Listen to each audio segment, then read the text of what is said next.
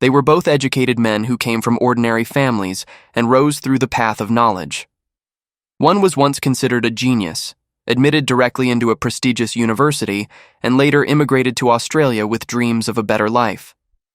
The other was a doctoral researcher, praised by colleagues as a promising academic talent. Both had capable wives and families that appeared perfectly happy to outsiders. But behind closed doors, simmering conflicts gradually erupted into irreversible tragedy. Today, join Crime Documentary Files as we explore two shocking cases and come to understand that sometimes the killer is the very person we love and trust the most. On the night of November 24, 2019, at 11:45 p.m., the Sydney police hotline rang. On the other end was a resident living in an apartment complex, their voice filled with worry. The caller reported that terrifying sounds were coming from one of the units in the building. Children screaming, furniture crashing as if someone was destroying everything, and mixed in with it all, adults shouting. Most disturbingly, a woman could be heard crying out in desperation. Save me, help me." Upon receiving the report, police quickly dispatched officers to the scene. The apartment complex was located in Pymble, a peaceful suburb in Sydney's North Shore. This area was known for its clean environment, good security, and particularly its high-quality educational resources. For these reasons, Pymble had become an ideal settlement for many Chinese families.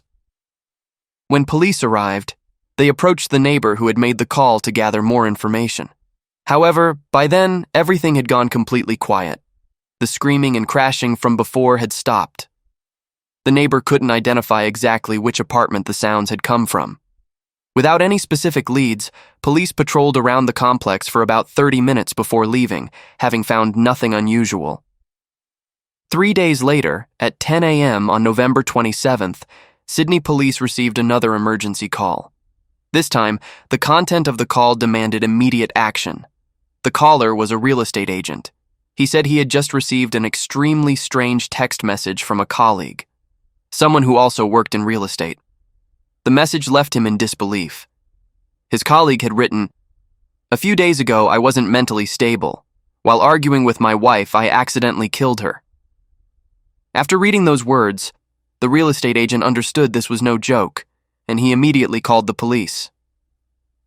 As soon as they received the report, police dispatched officers to the address provided. The apartment in question was on the 4th floor of the building. Officers knocked on the door multiple times, but there was no response from inside. Given the confession in the text message they had been informed about, police decided to force entry. What they found confirmed their worst fears. This was a murder scene. The apartment looked like it had been through a battle. Bloodstains were everywhere, splattered across the living room floor, soaked deep into the bedroom carpet, and even sprayed onto the curtains. Among the scattered furniture, one object particularly caught the investigators' attention: a large chest freezer, the kind typically used for food storage. Following their professional instincts, police approached and opened the lid. Inside, they discovered a body that had been completely frozen. The victim was identified as Chan Chen, a woman approximately 35 years old, a Chinese citizen with permanent residency in Australia. The autopsy revealed 3 deep stab wounds to her chest, which were the direct cause of death. Based on the condition of the body, forensic experts estimated that Chan Chen had been dead for more than 24 hours before being discovered. The victim's husband was Luo Haoling, originally from Sichuan Province, China. Unlike his wife, Haoling had become an Australian citizen. Their 2 sons were both born in Australia and held Australian citizenship. The crime scene investigation yielded crucial evidence.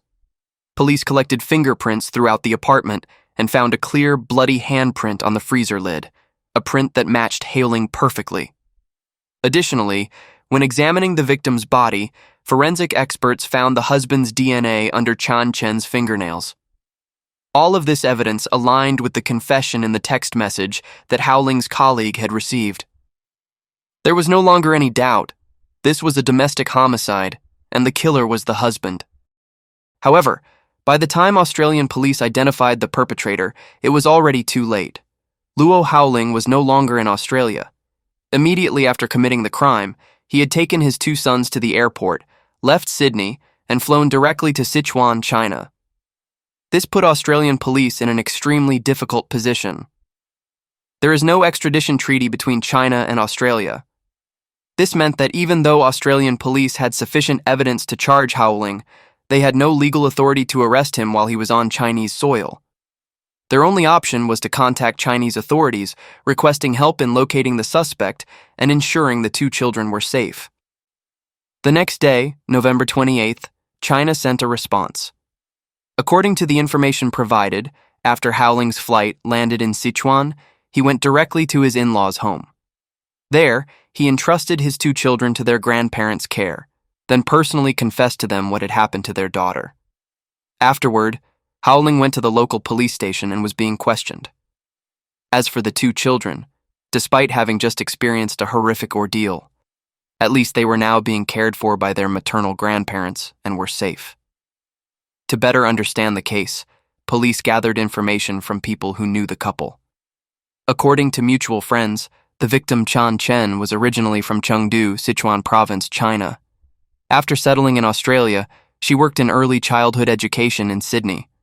Outside of her main job, she also ran a side business selling imported goods.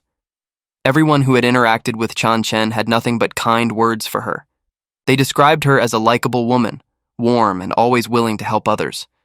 She was also praised as a capable and talented woman, particularly known for her excellent cooking. As for the husband, Luo Howling was 36 years old at the time, also originally from Chengdu like his wife. He had once been considered a highly promising talent. During high school, Howling attended one of the most prestigious schools in the city. There, he was recognized as an exceptionally gifted student, standing out far above his peers.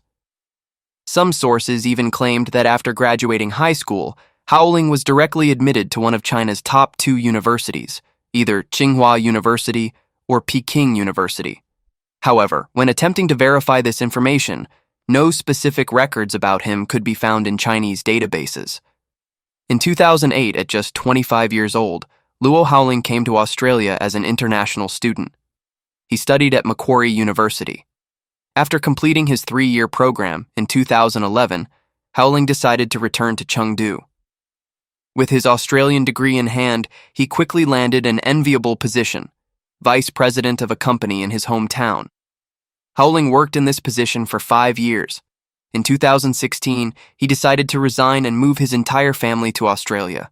Perhaps in his mind, Australia would provide a better future for his wife and children. To prepare for their new life, Howling spent over 900,000 Australian dollars, approximately 585,000 US dollars, to purchase an apartment in Pymble. After settling in Australia, starting in 2018, Howling began working in real estate. He joined a property agency and primarily operated in Sydney's Upper North Shore area. Alongside his work in Australia, he also opened a restaurant in China, which meant he frequently traveled between the two countries. At the time of the incident, the couple had 2 sons.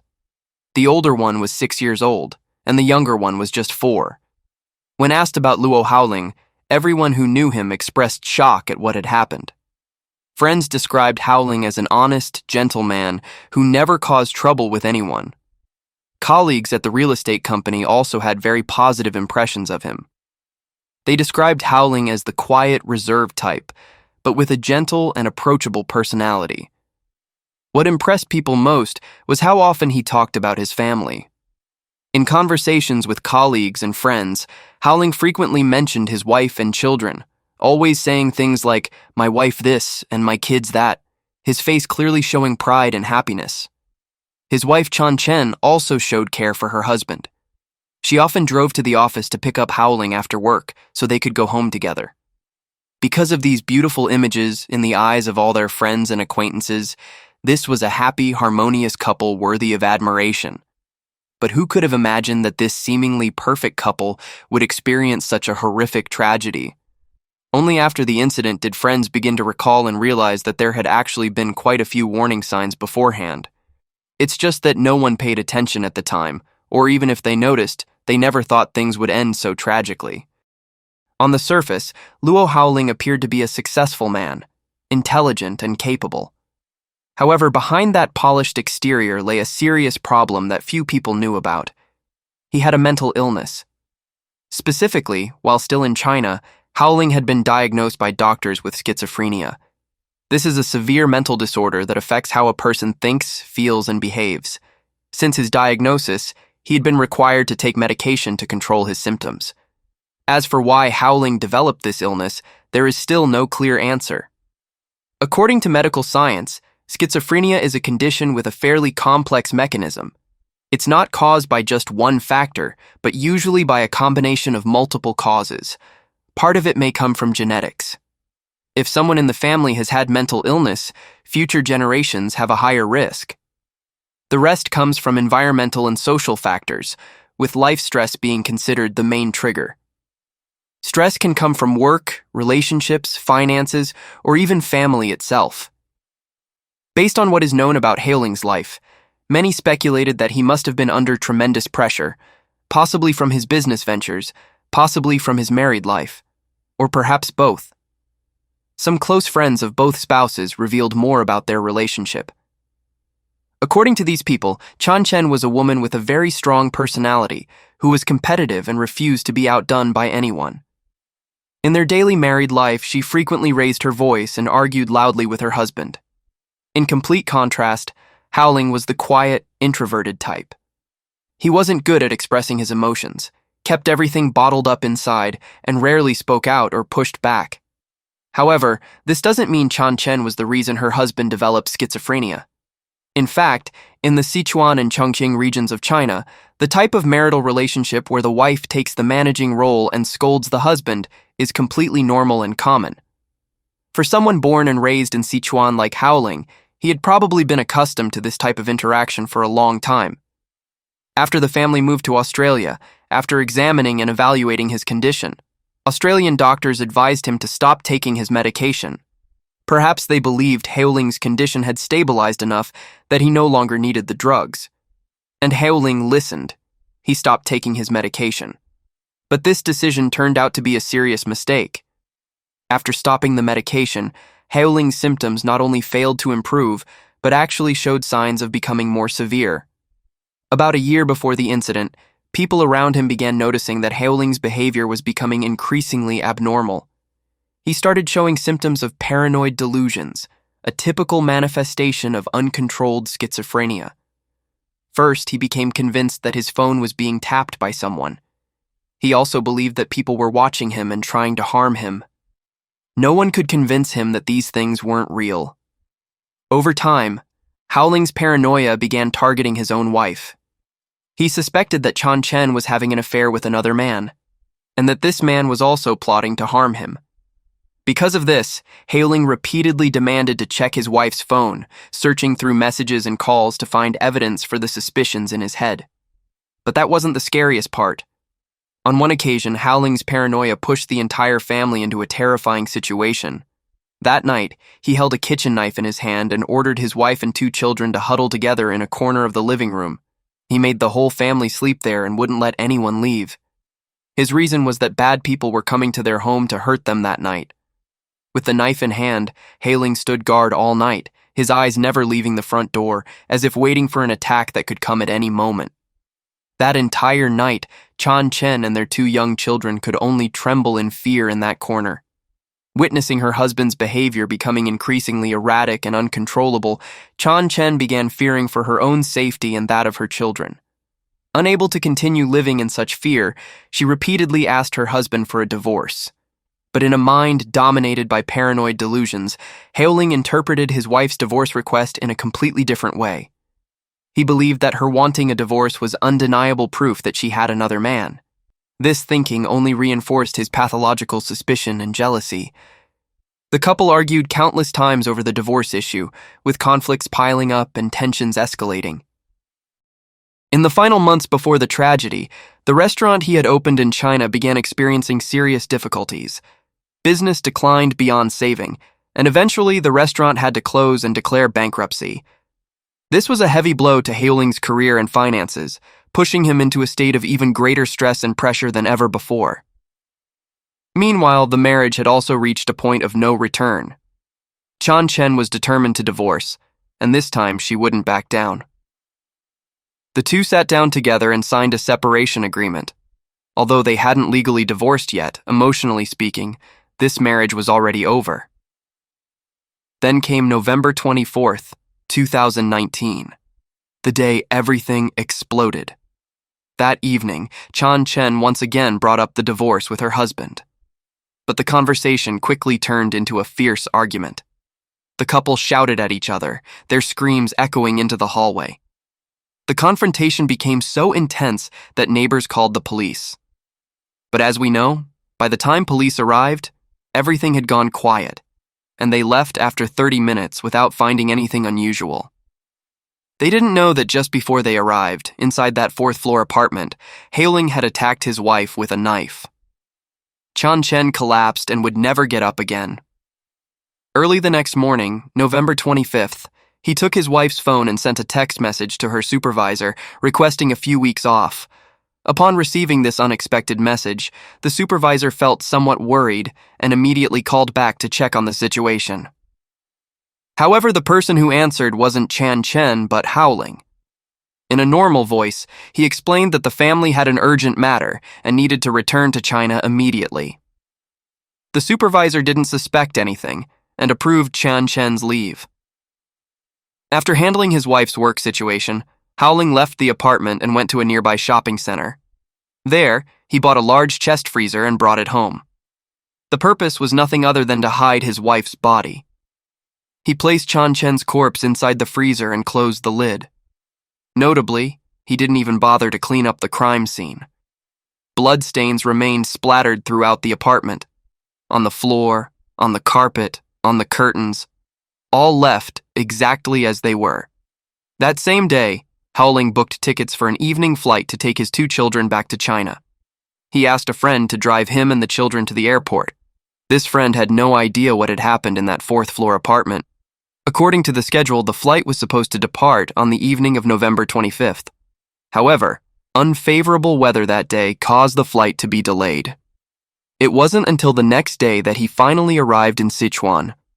Just one day after returning to China, on November 27th, Howling voluntarily confessed to his crime. First, he sent a text message to his colleague at the Sydney real estate company, recounting what had happened to his wife. This message shocked his colleague, who immediately called Australian police, leading to the discovery of Chan Chen's body in the fourth-floor apartment. At the same time, Howling also went to his in-laws' home.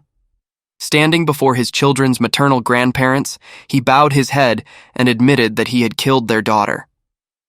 After entrusting his two children to their care, Howling went to the local police station himself and turned himself in. As of now, Luo Howling remains in China. Due to the lack of an extradition treaty between the two countries, Australian police cannot bring him back for trial. Therefore, the case will most likely be tried in China under Chinese law. However, to date, there has been no additional information about the subsequent developments of the case or the sentence Howling might face. One notable point is that if the court determines that at the time of the crime, Howling was in a state where his schizophrenia was active and he wasn't fully in control of his actions, then according to legal provisions, he may be eligible for a reduced sentence. Now we will continue with the second case. On January 2nd, 2011, while all of China was still in the festive spirit of the New Year holiday, the hotline at the Xinli City police station in Hebei province suddenly rang. On the other end was a man, his voice somewhat panicked.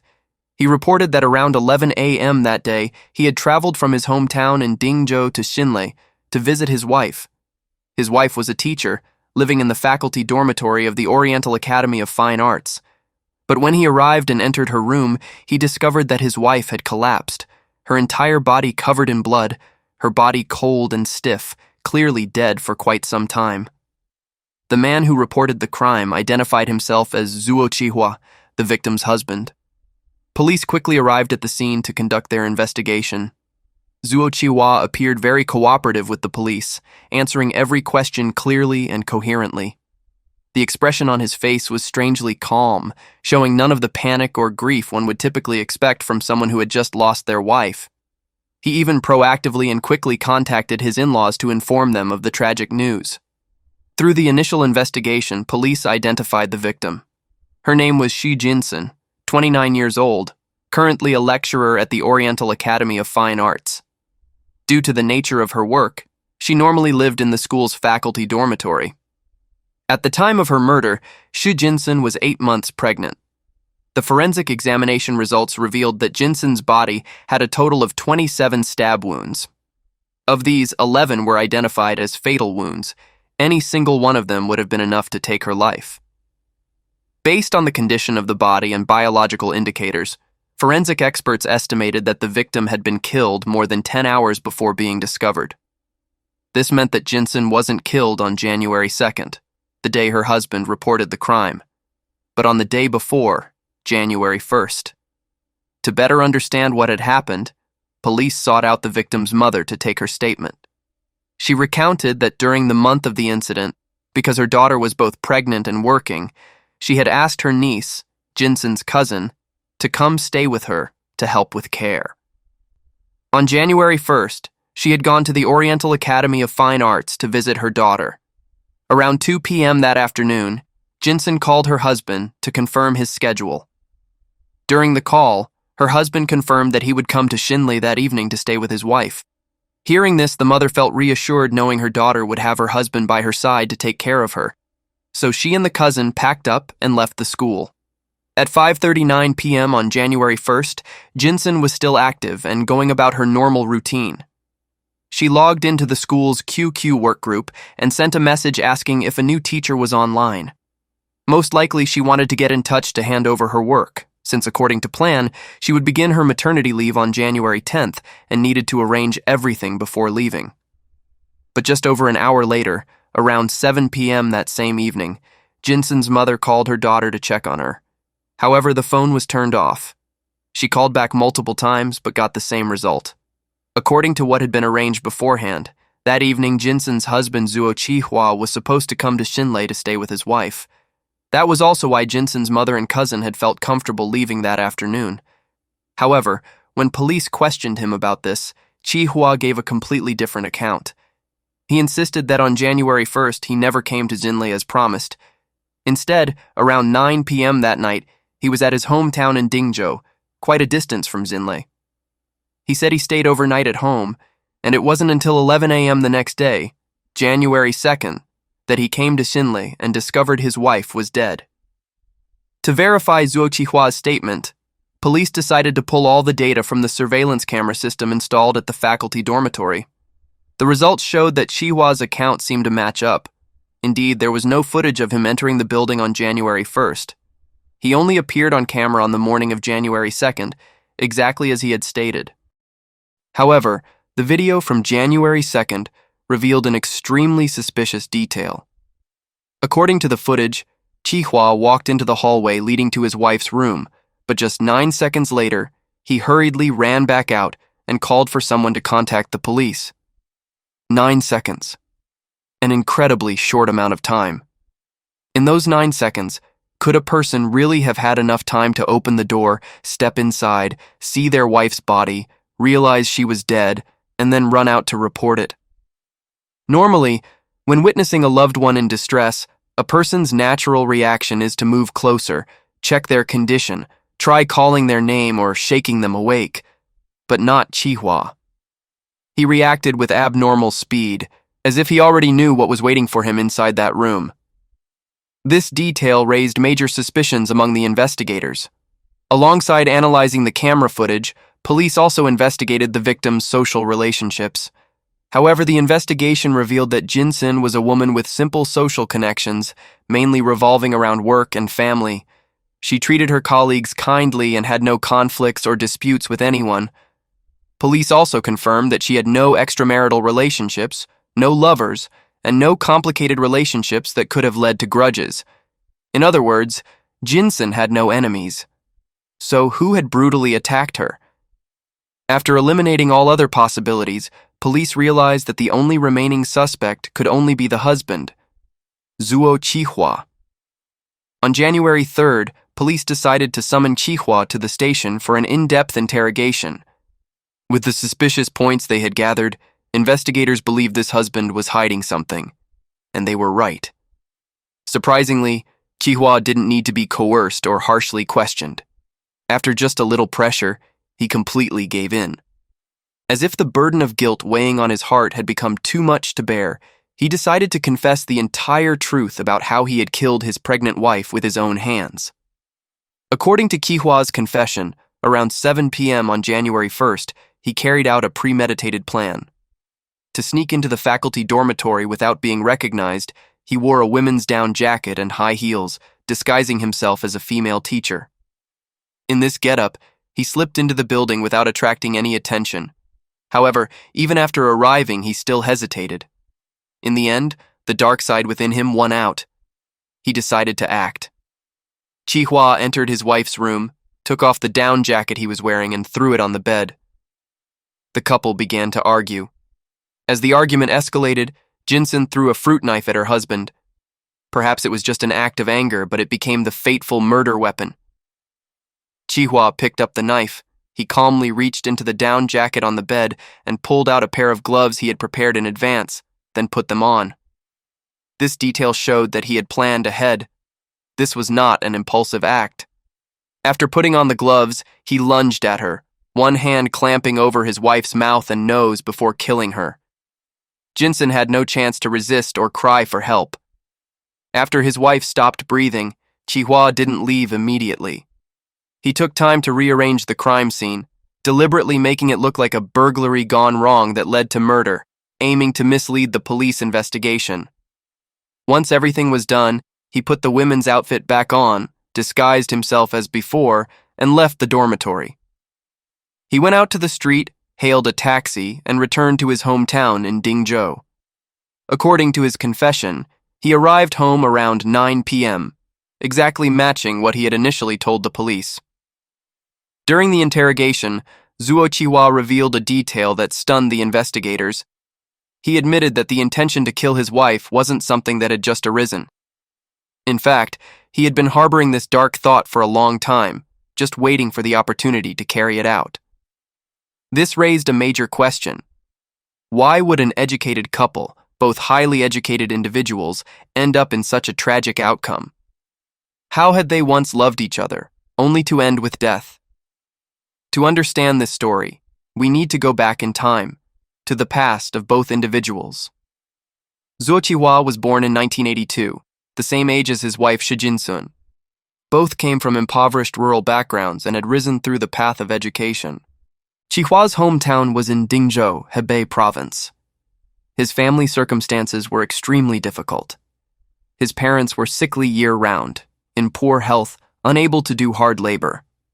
Additionally, there was an older brother with intellectual disabilities who needed care and couldn't live independently. With such circumstances, life for the Zuo family was always a struggle, lacking in every way. However, despite the poverty, the bonds between family members were very deep. Chihua grew up in the love of his parents, and he always remembered their sacrifice in raising him. For his disabled brother, he also showed special care and love. Because of this, when Chihua worked hard in his studies and gradually changed his fate, his sense of responsibility toward his family became stronger than ever. He felt it was his duty to shoulder the burden, to care for his elderly, ailing parents and his brother who couldn't care for himself. As for the wife, Jinsun also had a similar upbringing. She was from Luancheng, also in Hebei province, not far from her husband's hometown. Her family was also poor, also lacking. But Jinsun was a smart and determined girl. She understood that the only path out of poverty was education. So for many years, she studied tirelessly, enduring all hardships and deprivations, and eventually her efforts paid off. She was admitted to Hebei Agricultural University. It was at this university that Jinsun met Zuo Chihua. At the time, Chihua was an upperclassman, 1 year ahead of her. They got to know each other, and perhaps because their backgrounds were so similar, they quickly found a connection with each other. Their feelings for each other gradually blossomed and grew in the quiet space of the school library. And during those college days, they made a promise together. Both would continue on to graduate school, advancing further together on the path of education. After graduating from university, both continued their academic journeys. They each passed the exams and enrolled in master's programs. During their years as graduate students, their relationship wasn't just romantic love, but also academic partnership. They researched together, co-authored, and published multiple academic papers. In 2007, when Chiwa completed his master's thesis, in the acknowledgement section, he specifically mentioned Jinsun. He wrote that she had directly participated in most of the laboratory analysis work for his research, putting in tremendous effort and sweat to help him complete his studies. Those words showed the deep appreciation and gratitude he had for his partner. That same year, the two officially got married, becoming legally husband and wife. A year later, it was Jinsun's turn to defend her master's thesis in 2008. In her acknowledgments, she also didn't forget to mention her husband. Looking at what they wrote to each other in those graduation theses, it's clear that at that time, the couple truly loved each other deeply. However, right after Jinsun graduated with her master's degree, the young couple's life began to take a new direction. By then, Chiwa had been retained at Hebei Agricultural University as a lecturer while continuing his doctoral studies there. But for Jinsun, she received a lecturer position at the Oriental Academy of Fine Arts, a school located in Xinli City. The problem was that Xinli and Baoding, where Chihua was working and studying, were a considerable distance apart. From then on, their marriage entered a phase of long-term separation. When discussing this marriage, Jinsun's parents shared that at first, they weren't particularly pleased with Chihua. In terms of appearance, Chihua wasn't an attractive man. He wasn't tall, had dark skin, and overall had nothing particularly striking or eye-catching about him. But what concerned Jinsun's parents more than anything was the groom's family situation. The Zuo family had an older brother with intellectual disabilities who couldn't live independently and needed lifelong care. This meant that if their daughter married Chihua, she would have to take on additional responsibility for this brother-in-law, a burden that was no small matter, both financially and emotionally. However, despite their concerns, Jinsun's parents still respected their daughter's right to decide. They asked her opinion about the relationship. Jinsun replied that she and Chihua had been together for many years, sharing countless memories from their college days. She admitted that her feelings for him weren't the passionate, burning kind of love, but after so many years together, she truly couldn't bear to break up. Hearing their daughter say this, the parents decided not to interfere further. They let their daughter decide her own happiness and accepted the marriage. At the time of the murder, financially speaking, Jinsun was the primary breadwinner for the family. She was a full-time teacher at the Oriental Academy of Fine Arts with a monthly salary of about 3,000 yuan, approximately 460 USD at the time. Meanwhile, Chihua was still working on his doctoral degree. Besides his research, he only did assistant teaching work for his supervising professor, earning a monthly income of just about 1,000 yuan, approximately 150 US dollars. Because of this income gap, most of the family's living expenses depended on Jinsun. However, looking at future prospects, both spouses were making good progress in their careers. Their current income wasn't high, but that was only temporary. For Chihua, his scientific research work was highly praised by fellow faculty members. Colleagues described him as someone who worked diligently, consistently, and always strived for improvement. With these qualities, he was seen by the Agricultural College as one of the academic talents to be prioritized for development. As for Jinsun, thanks to her dedication and excellent work performance, she had been selected as an outstanding teacher by the Oriental Academy of Fine Arts. It could be said that both were on an upward trajectory, with bright futures ahead. Jinsun's parents recounted that after their daughter became pregnant, Chihua took very thorough and attentive care of his pregnant wife. He not only cooked and served her meals, but even washed her feet every night. Witnessing their son-in-law caring for their daughter like this, the parents felt at ease. They thought that a man who could do this much really had nothing to complain about. Not only that, on his QQ page, Chihua carefully recorded his wife's weight changes through each stage of pregnancy. He also collected and saved cute, simple drawings, planning to show them to their child when the baby grew up. He even enthusiastically posted asking friends and relatives to suggest names for the baby about to be born. All of these actions showed that Chihua was truly eagerly anticipating the moment of becoming a father. Looking at everything that was described, Chihua seemed like a good husband, a responsible father-to-be.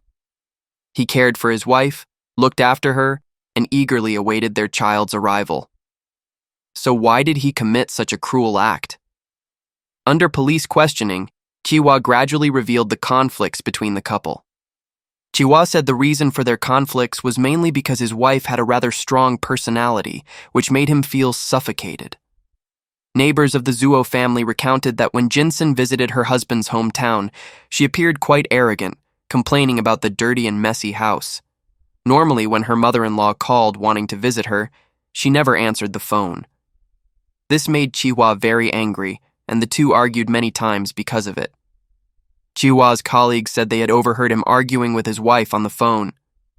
His wife Jinsen cursed at Chihuahua with vulgar language, then hung up and refused to listen anymore. Chihuahua always felt that his wife's family background was better than his. Her income was higher, causing him to lose his dignity as a man. And after his wife became pregnant, these conflicts only escalated. When Jinsen was about 1 month pregnant, Chihuahua's father passed away. The couple returned to his hometown together for the funeral. Jinsen couldn't adapt to the simple conditions in the house, and being pregnant, she didn't want to stay long and refused to remain for the mourning period. This made Chihua very angry. After his father's death, Chihua became the sole pillar of the Zuo family. On his shoulders now was the burden of caring for his sickly elderly mother and his intellectually disabled brother, who couldn't care for himself. The financial burden weighing on him, combined with the psychological pressure from family responsibility, all made Chihua increasingly stressed and exhausted. Gradually, his mental state began to quietly change. But just as he was struggling to shoulder his responsibilities to his birth family, on the other side, his wife was placing even more pressure on him. Jinsen demanded that her husband sign an agreement she had drafted. This agreement clearly stipulated 4 terms that Chihua was required to follow. First, every Lunar New Year, the entire family must spend the holiday at her parents' home. Second, any children born would belong to the wife's family. Third, any house the couple purchased would only have the wife's name on the title, not the husband's. And the 4th term, he must completely sever all relations with his disabled brother. For Chihua, this agreement wasn't just a piece of paper with dry terms, it was humiliation. He felt stripped of all rights in standing as a husband, as a man in the family. Chihua burned the agreement with his own hands, as a way of resisting what he saw as excessive coercion from his wife.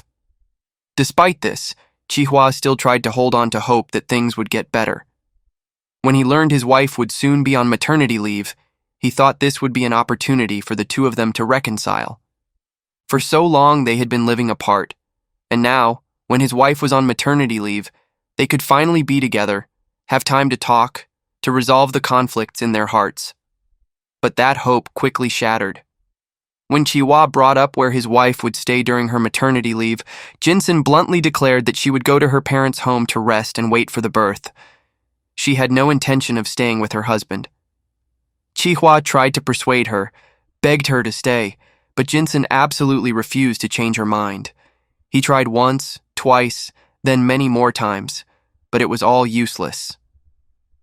His wife's outright rejection, combined with the resentment that had accumulated for so long, pushed Chihuahua's mental state to its limit, and in his mind, the intention to kill his wife began to form. In fact, the murder on the night of January 1st wasn't Chihuahua's first attempt.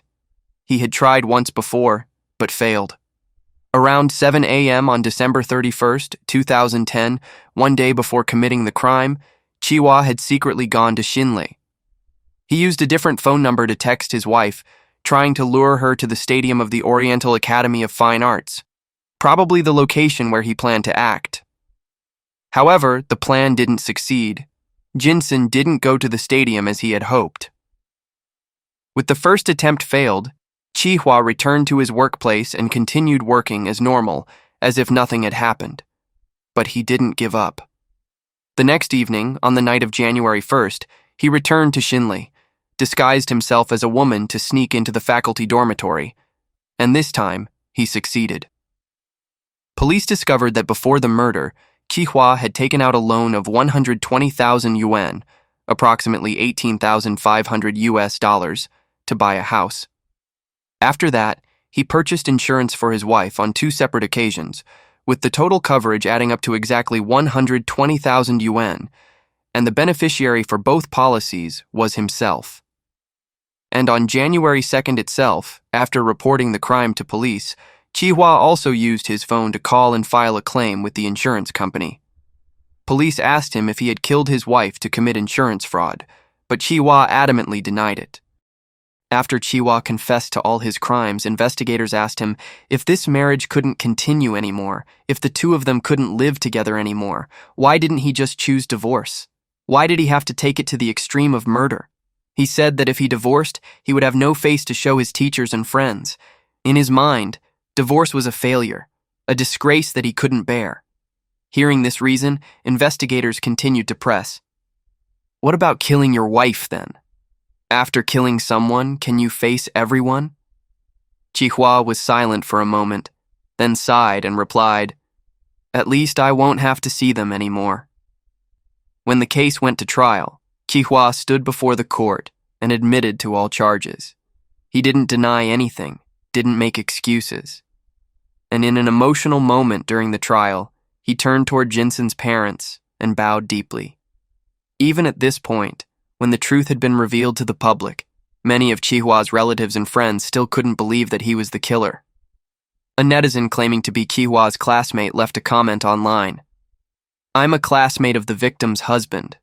Although my relationship with both of them was just ordinary, I know clearly what kind of person Qihua was. He came from a poor family, studied extremely hard, and was always ready to help others. From undergraduate to graduate school for 7 years, he was always like that, never changed. In the university environment, young men like that are truly rare." Neighbors in his hometown of Dingzhou shared the same impression. They said Qihua had been a shy, quiet child since he was young, gentle, and well-behaved in temperament, never causing trouble for anyone. But there's a truth that many people often overlook. What's called gentle and what appears brooding can sometimes look very similar on the surface. A person who never expresses anger outwardly doesn't mean that person isn't generating anger inside. Negative emotions, if not released, don't just disappear on their own. They accumulate, smoldering inside, and at some point will erupt in ways no one expects. And Qihua had let his anger accumulate over the years, gradually corroding his soul, distorting his character, and ultimately consuming his reason. On June 6, 2012, after a lengthy trial process, the Hebei Province Higher People's Court issued its final verdict for Zuo Qihua. For the crime of intentional homicide, causing the deaths of his wife and their unborn child, the court sentenced Qihua to the maximum penalty, death. Additionally, he was stripped of political rights for life and ordered to pay the victim's family 16,153 yuan, approximately 2,500 US dollars, for funeral expenses. The verdict closed a heartbreaking case, but the pain it left behind can never be erased. 2 cases in 2 different countries, yet the same heartbreaking tragedy. The outward appearance of gentleness is sometimes just a shell hiding unexpressed anger. A person who doesn't express their anger doesn't mean they aren't angry. They may be accumulating it until it explodes in the most devastating way, and those are the 2 cases for today. Thank you for watching and see you in the next videos.